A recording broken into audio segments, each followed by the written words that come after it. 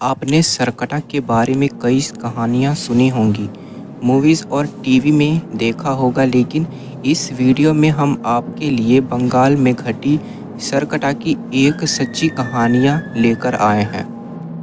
दिवाकर बचपन से ही गांव से दूर रहा करता था और कई सालों बाद वापस अपने दिवाकर बचपन से ही गांव से दूर रह रहा था और कई सालों के बाद वापस अपने गांव में जा रहा था।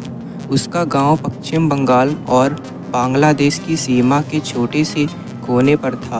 बचपन में आखिरी बार गांव जाने के बाद अब वह अपने माता पिता के निधन के बाद अपनी नानी को लेने के लिए गांव आया था ताकि उन्हें लखनऊ ले जा सके। गांव के पास पहुंचते ही उसे पता चला कि बाढ़ के कारण सड़कें खराब हो गई हैं। पास में ही उसे एक साइन बोर्ड दिखा जो जंगल के रास्ते से उसके गांव की ओर इशारा कर रहा था। उसने वह रास्ता पकड़ लिया, लेकिन उसे नहीं पता था कि यही रास्ता उसकी ज़िंदगी की सबसे बड़ी गलती बनने वाला है। शाम ढल रही थी और जंगल का रास्ता एकदम सुनसान था। पूरे रास्ते में उसके अलावा कोई और नहीं था। कुछ दूरी पर जाते ही दिवाकर को अजीब सा भारीपन महसूस होने लगा। उसे ऐसा लगने लगा जैसे कोई 10 फुट का आदमी एक झाड़ी के पीछे खड़ा उसे देख रहा है। उसने सोचा कि शायद झाड़ियों में कोई जानवर होगा, इसलिए वह तेज़ी से चलने लगा। तभी उसके पैरों के नीचे कुछ आया जिससे वह लड़खड़ाकर नीचे गिर गया। जब उसने पलटकर देखा तो उसके रोंगटे खड़े हो गए। वह चीज़ कुछ और नहीं बल्कि एक इंसान का कटा हुआ सड़ा हुआ एक सिर था।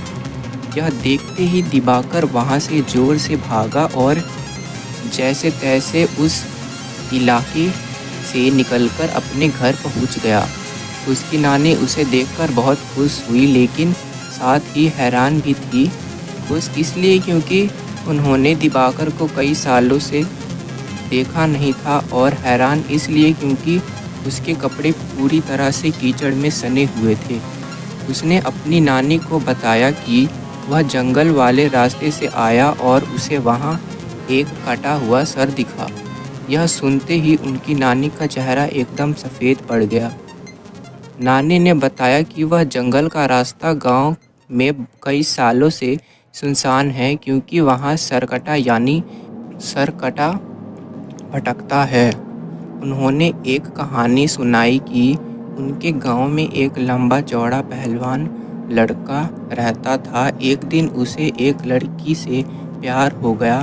जब उसने अपने प्यार का इंतहार किया तो लड़की के परिवार वालों ने उसे बहुत मारा और उसकी बेइज्जती की। इस घटना के बाद वह लड़का एकदम पागल हो गया और एक रात उसने उस लड़की को जान से मार डाला।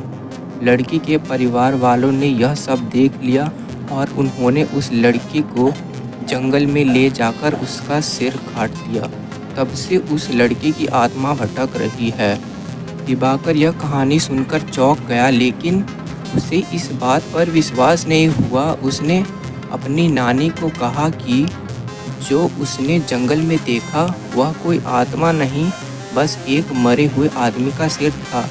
उसके बाद वह नानी के साथ खाना खाकर सोने चला गया। आधी रात को दिवाकर को ऐसा महसूस हुआ जैसे कोई धीमी सी आवाज़ में उसे बुला रहा है। उसने उठकर देखा, लेकिन कमरे में कोई नहीं था। उसने सोचा शायद नानी होंगी, पर जब उसने कमरे में गया तो वे गहरी नींद में सो रही थीं।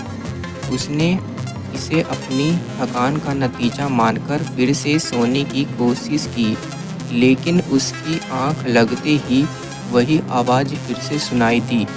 उसने देखा कि वह उसी जंगल में है और उसके ठीक पीछे एक 10 फुट लंबा आदमी खड़ा है।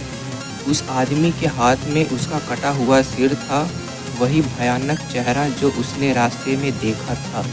वह सिर अब दिवाकर से मदद मांगने लगा और कहने लगा कि क्या दिवाकर उसका सिर उसके शरीर पर वापस जोड़ सकता है। पर जैसे ही वह मदद मांगा, वह सर कटा बहुत ही डरावने तरीके से हंसने लगा और अचानक दिवाकर की नींद टूट गई। जैसे ही दिवाकर की आंख खुली, वह कटा हुआ सिर उसके ठीक सामने हवा में तैर रहा था और वह सिर उसी तरह से डरावने तरीके से हंस रहा था। दिवाकर के होश उड़ चुके थे, लेकिन वह अपने बिस्तर से हिल भी नहीं पा रहा था। वह डर के मारे जोर से चीखा और तभी उसकी नानी उसके कमरे में आ गई और उन्होंने कमरे की लाइट्स ऑन कर दी। लाइट्स ऑन करते ही वह कटा सिर वहाँ से गायब हो गया। दिवाकर ने अपनी नानी को सब कुछ बताया। नानी ने घबराकर तय किया कि वे सुबह होते ही उसे जंगल को छोड़ देंगे, लेकिन कुछ ही पल बाद जब नानी की आंख खुली तो दिवाकर बिस्तर पर नहीं था। दिवाकर ने पूरे घर में उसकी तलाश की, लेकिन वह कहीं नहीं मिला।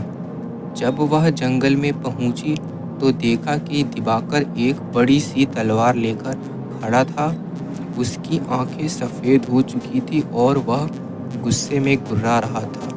नानी ने उसे आवाज़ लगाई, लेकिन जैसे ही उसने नानी की आवाज़ सुनी, उसने सबके सामने अपनी तलवार से अपना सिर काट लिया। यह देखते ही सब गांव वाले वहां से भाग गए और उसकी नानी को वहीं छोड़ दिया। कहते हैं कि बंगाल के उन जंगलों में अब एक नहीं बल्कि कई सरकटा भटकते हैं, जिन्हें कौंदा काता या कोटा काटा भी कहते हैं।